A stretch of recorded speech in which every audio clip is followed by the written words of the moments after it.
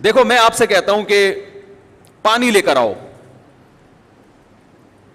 اردو میں کہہ رہا ہوں آپ لے آئے پانی, کیونکہ اردو میں پانی کا مطلب کیا ہوتا ہے بھائی, میں کہہ رہا ہوں گلاس میں پانی ڈال کے لے آؤ. 3 بیٹے ہیں, تینوں کو میں نے کہا کہ 3 بچوں فار ایگزامپل میں نے کہا کہ جاؤ پانی لے کر آؤ, تو وہ تینوں کا اس کی شرح میں اختلاف ہوگا کہ ابا کیا کہہ رہے ہیں. لیکن میں کہتا ہوں آب خورے میں پانی ڈال کے لے آؤ, آب لے آؤ آب خورے میں ڈال کے. اب وہ لغت لے کے بیٹھے ہوئے ہوں گے, آب کا مطلب کیا اور آب خورے کا ہے بھائی, گلاس کو اصل اردو میں کیا کہتے ہیں. تو ممکن ہے ایک جگ میں ڈال کے لے آئے, ایک کہے کہ گلاس میں, ایک ڈونگے میں, یہاں اختلاف ہو سکتا ہے. اور جب یہ اختلاف ہوگا تو ابا ان پہ غصہ نہیں ہوگا, اس لیے غصہ نہیں ہوگا کہ ابا کہے گا میں نے لفظ ہی ایسا استعمال کیا تھا جس میں تینوں احتمالات نکل سکتے تھے, یہ اتنا مشکل لفظ استعمال کیا تھا. تو یاد رکھو رسول اللہ صلی اللہ علیہ وسلم کی بعض احادیث ایسی ہیں, بلکہ بہت ساری احادیث, کہ کوئی حدیث کبھی قرآن سے ٹکرا رہی ہوتی ہے, اس لیے کہ قرآن کے لفظ میں عموم ہوتا ہے, حدیث کیا کر رہی ہوتی ہے اس کو خاص کر رہی ہوتی ہے. قرآن میں ایک حکم بغیر قید کے ہوتا ہے, حدیث میں اس میں کوئی قید بیان ہو رہی ہوتی ہے. تو اب مجتہدین جب قرآن اور حدیث کو لیتے ہیں تو ان کے لیے فیصلہ کرنا مشکل ہو جاتا ہے کہ یہاں کون سی دلیل کو فوکس کرنا ہے اور کون سی کو رد کرنا ہے, جس کی وجہ سے ان کے درمیان کیا ہو جاتا ہے, اختلاف ہو جاتا ہے. اور آپ عوام کو اتھارٹی دے رہے ہو کہ خود بیٹھ کے کیا کریں, مسائل نکال کے مارکیٹ میں لاتی رہے. تو جو فقہا میں جب اختلاف حل نہیں ہو سکا اور ان کا آپس میں ان مسائل میں اختلاف ہوا ہے, تو یہ اس بات کی علامت ہے کہ یہ اتنے آسان مسائل نہیں ہیں جتنا آپ ان کو سمجھ رہے ہیں. باقی اس میں شریعت کی کیا حکمت ہے کہ اسلام نے بعض ایسی مشکل چیزیں رکھی جن کو ڈیفائن کرنے میں اختلاف ہوا ہے, یہ ایک الگ ٹاپک ہے کہ اس میں کیا حکمتیں ہیں. لیکن حقیقت بہرحال یہی ہے, ایسا ہوا ہے, مشاہدے کا تھوڑی انکار کیا جا سکتا ہے, اور یہ صحابہ کے دور میں بھی ہوا ہے.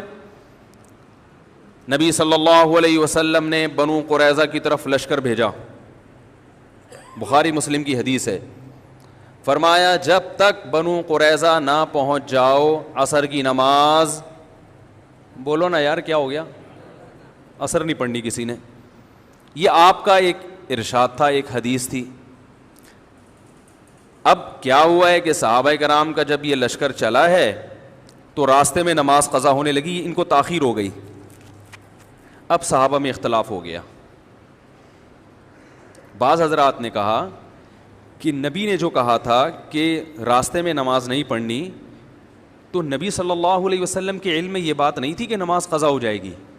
بھائی ہم جب کسی کو کہتے ہیں بھائی مقام پہ پہنچ کے نماز پڑھو, اس لیے کہ ہمیں یقین ہوتا ہے کہ آپ وقت کے اندر اندر مقام پہ پہنچ جائیں گے. تو یہ کہا تھا, یہ ارشاد فرمایا تھا کہ مقام پہ پہنچ کے نماز پڑھو, تو یہ اس صورت میں حکم تھا کہ جب مقام پہ پہنچنا ممکن بھی ہو. اب چونکہ ممکن نہیں ہے تو نماز قضا کرنے کی اسلام میں اجازت نہیں ہے, کیوں قرآن کہہ رہا ہے حافظوا علی الصلوات والصلاۃ الوسطی, نمازوں کی حفاظت کرو, خصوصاً درمیانی نماز کی, عصر کی نماز کی تو اللہ نے خاص طور پر تاکید کی, تو ہم کیسے چھوڑ دیں. کیا کوئی کہہ سکتا ہے کہ ان صحابہ کا مقصد حدیث کی مخالفت؟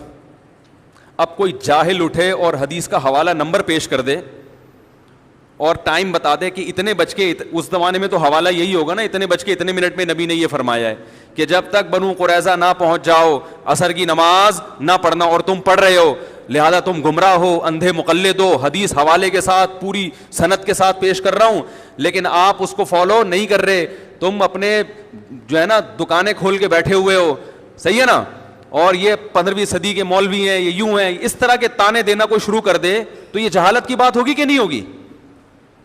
بھائی وہ اس حدیث کا انکار نہیں کر رہا, کوئی بھی انکار نہیں کرتا, وہ کہہ رہے بھائی اس کے مقابلے میں دوسرے دلائل کیا ہیں, وہ زیادہ مضبوط ہیں, اور وہ اس حدیث میں تعویل کر رہا ہے, تعویل دوسرے دلائل کی وجہ سے کر رہا ہے, نبی کے قول کی مخالفت کی وجہ سے نہیں کر رہا. آج آپ کوئی بھی بخاری کی حدیث پیش کر دیں نا, آپ کہیں اس کا یہ مطلب ہے, تو لوگ کہیں گے اصل میں یہ مولویوں نے اپنی طرف سے مطلب نکالے ہوئے ہیں اپنی دکانیں چمکانے کے لیے. یہ کہتے ہیں کہ نہیں کہتے؟ اصل میں ان کے سامنے جب قول رسول آتا ہے تو یہ اپنے اندھے مقلد ہونے کی وجہ سے اس قول رسول کو گھمانا شروع کر دیتے ہیں. تو یہ جہالت کی بات ہے. تو نبی صلی اللہ علیہ وسلم نے جو فرمایا, تو بعض صحابہ نے کہا کہ ہم نماز یہیں پڑھیں گے, اور بعض نے قول رسول کے ظاہری الفاظ کو دیکھا کہ بھئی اس موقع پہ نبی کا حکم یہی ہے کہ نماز چھوڑنی ہے تو ہم نماز چھوڑیں گے. تو اب یہاں نبی صلی اللہ علیہ وسلم کی حدیث کو ڈیفائن کرنا صحابہ کے لیے آسان تھا یا مشکل تھا؟ مشکل تھا, تبھی تو اختلاف ہوا.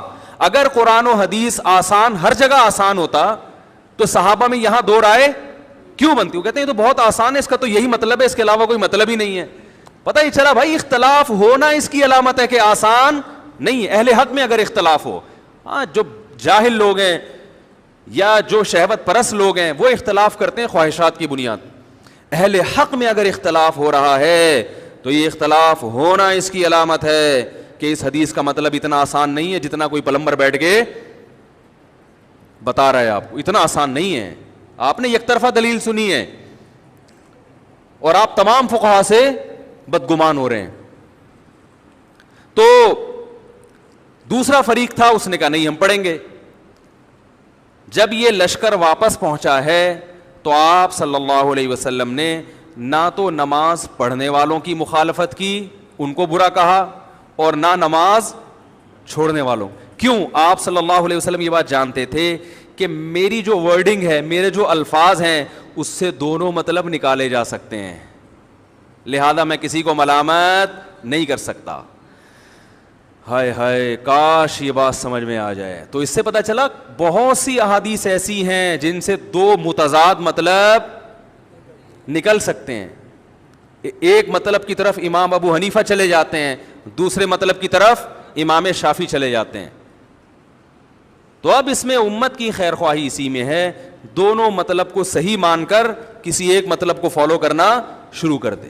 اور اگر وہ یوٹیوب پہ کلپ بنا کے بولے یہ والا مطلب قرآن و حدیث کی روشنی میں صحیح ہے چونکہ یہ میری رائے ہے, باقی اندھی تقلید ہے, تو وہ امت میں فرقہ واریت پھیلا رہا ہے, وہ امت میں فتنہ پھیلا رہا ہے. لیبل یہ لگا رہا ہے کہ میں لوگوں کو قرآن و سنت پہ جمع کر رہا ہوں, لیکن نہ عملی طور پر لوگ قرآن و سنت پہ جمع ہو رہے ہیں.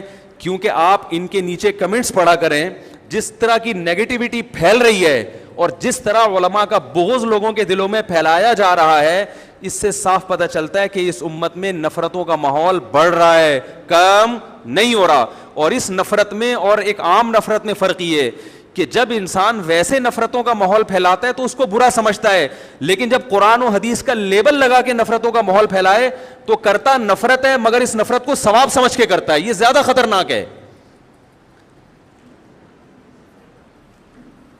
آ رہی ہے؟ نہیں آ رہی میرے خیال, یہاں تک آ گئی سمجھ میں. تو یہ جو آج کل قرآن حدیث کے نام پہ کلپ بازی ہو رہی ہے نا, اس سے لوگ نفرت بھی کر رہے ہیں آپس میں, گالیاں بھی دے رہے ہیں ایک دوسرے کو, اور اس گالیوں کو اور اس نفرت کو کیا سمجھ رہے ہیں؟ بولو بھائی, ثواب. تو وہی قدیم طریقہ جو چلا آ رہا ہے نا وہی بہتر ہے. کسی ایک مجتہد کو فالو کریں اور دوسرے پہ طنز نہ کریں. بھائی وہ بھی ٹھیک ہے, یہ بھی ٹھیک, کیونکہ مجتہد کا اختلاف ہونا خود اس کی علامت ہے کہ یہاں دو مطلب نکلتے تھے, ورنہ اتنے بڑے بڑے مجتہدین اختلاف نہ کرتے. آپ نے ایک ذہن بنا لیا کہ دلیل اسی کو کہتے ہیں, تو آپ اپنے اس ذہن کی خود ساختہ جو آپ کی ایک اصول ہے نا, اسی کی بیس پر آپ مسائل نکالتے چلے جا رہے ہیں. آپ کو دوسرے کے اصول کا علم ہے. میں اصولی باتیں کر رہا ہوں, اصولی باتیں. لوگ کہتے ہیں اس پہ کوئی حوالہ دو, تو کتنے حوالے تو دے دیے میں نے آپ کو, صحیح بخاری مسلم کا حوالہ دے دیا. تو اب اگر کسی نے کوئی کمنٹ کرنا ہے نا تو وہ حوالے کے ساتھ کرے کہ نہیں مفتی صاحب نے جو یہ کہا ہے کہ امت کی دو قسمیں ہیں, کہ کچھ حدیث کو سمجھنے والے کچھ نہ سمجھنے والے, مفتی صاحب نے یہ بات غلط کہی ہے بخاری کی حدیث اور حدیث نمبر فلاں کی وجہ سے. تو ایسا کوئی ان کے پاس دلیل نہیں ہے, اور امت کو مختلف قسم کے فرقوں میں مسلسل توڑا جا رہا ہے.